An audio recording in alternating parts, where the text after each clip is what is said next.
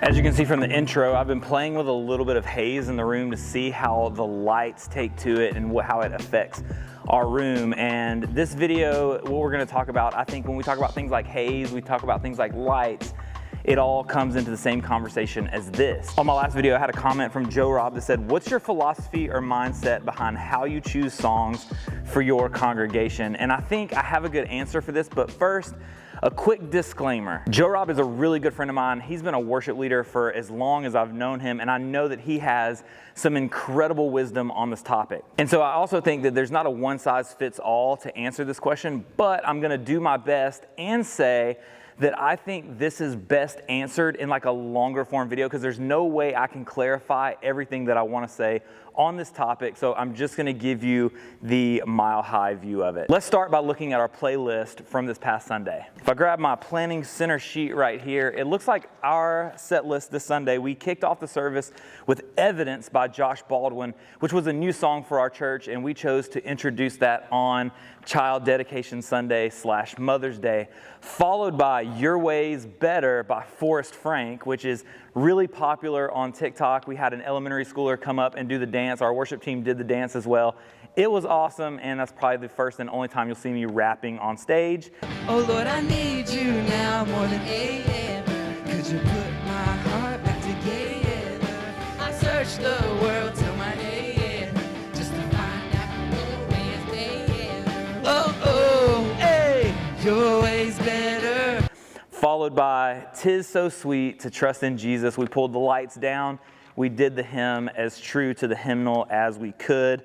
Followed by Never Gets Old by Red Rocks Worship, one of my favorite worship teams. That's a newer song that we've just done in the last year. And then after the sermon, we came back and we did everyone's favorite song, Gratitude by Brandon Lake. So for our church, 2 of these songs were new. So what was the philosophy going into choosing those 2 songs? Every new song that we introduce has a different story in how we came to playing that song. For Evidence, it's a song that really spoke to some of the parents of the children being dedicated, and we wanted to sing that song over their children, and we're going to do it in the upcoming weeks at church as well. And the Forrest Frank song, we had been asked as a worship team by our elementary schoolers, by some 4th and 5th graders, hey, could you guys play some Forrest Frank? And so, well, we did it. But when it comes to the philosophy behind choosing songs, I want to start by saying I do not get into the weeds like some worship leaders when it comes to who wrote the song or what church put the song out. Honestly, it's really discouraging when I see someone discredit an entire catalog of music because they think that Bethel sings about grave soaking. By the way, I had to Google grave soaking, and it's kind of weird, but none of the songs that we sing remotely mention that. Because we do a lot of Bethel, and we do a lot of Hillsong, and we do a lot of elevation worship songs. And so for us, I think the answer is a little bit simpler. It starts when someone brings the song to us, or someone on the team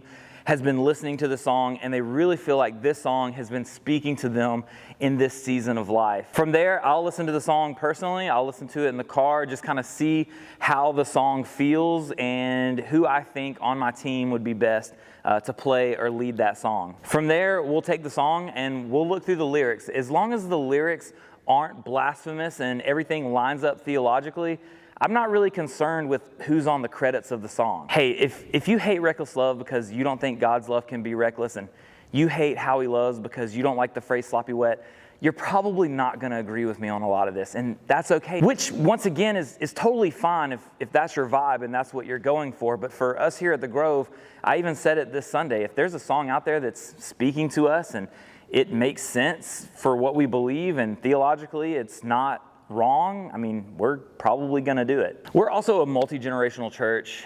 We don't do contemporary versus traditional. I think we do a really good job of blending the two together, and we lean a little bit heavier on the new stuff, but man, when we throw in some of that old stuff, it's really cool to see the congregation singing along to all of it. But here's the cool thing is we can introduce a song one week, and the following week, I feel like our church is singing out by the second time we go through a song. There is a song by Bethel called Too Good to Not Believe, where they say, I've seen cancer disappear, I've seen metal plates dissolve.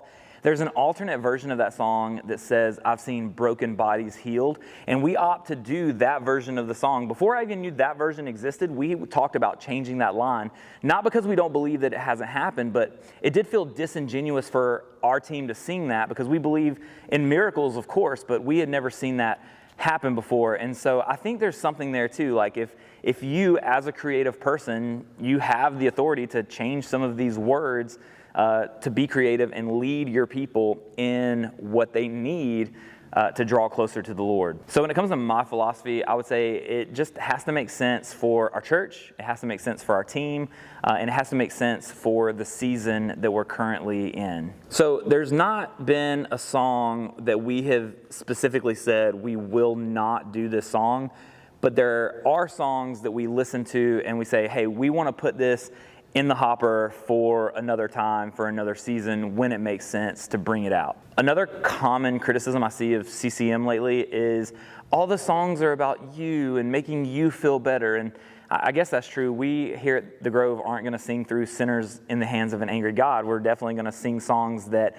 bring you emotionally closer to the Lord. I feel like part of our job in the songs that we select is to break down that barrier, to get people into the presence of the Holy Spirit. And no, you don't have to have flashy lights. You don't have to have a haze machine. You don't have to have projectors. I even saw somebody recently say, well, why would you do this? These things aren't in the Bible. Well, yeah, neither are hymns, neither are songs, neither are guitars as we know it now. But, you know, it's really your flavor for your church. Whatever is bringing your congregation into the presence of the Lord, then those are the songs and the styles that you should be doing. But the flip side of that is just because another church is singing songs from certain artists or certain songs that you might not like and have never spoken to you on a spiritual level doesn't give you the right to then go and tear down them and what they're doing. The last illustration I'll give you is the song Holy Forever. Whether you listen to the Bethel version or the Chris Tomlin version,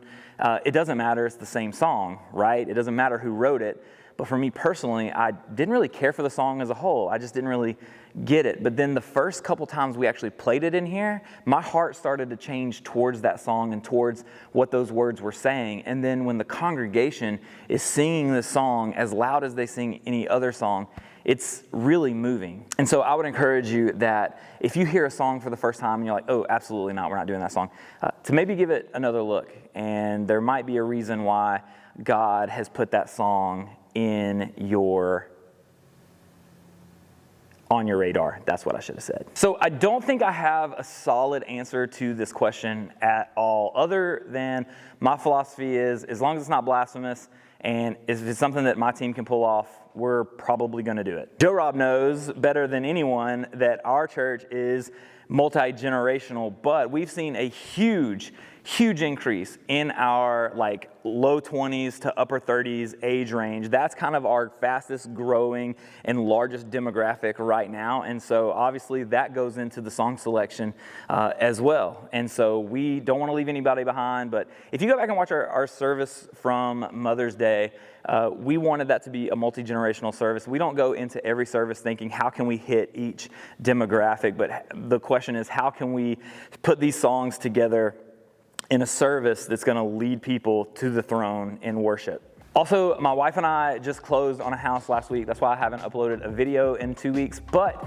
I'm hoping to have a worship night in the house in the next couple weeks. And when we do, we're going to get the mic set up pretty good and try to record that. I think that would be a really cool video for you guys to see some house worship and how we do it here with our growth group here at The Grove. It's such a really cool, exciting time. And as always, if you have any questions or comments, or if you want to continue this conversation, I would love to have, I don't want to call it a podcast, but something similar with some other worship pastors to talk about topics like this. Hey, just let me know in the comments and we'll get to it. And if you're new here, you're enjoying the worship/ministry content, don't forget to hit subscribe. I'm going to see you guys very soon on the next one.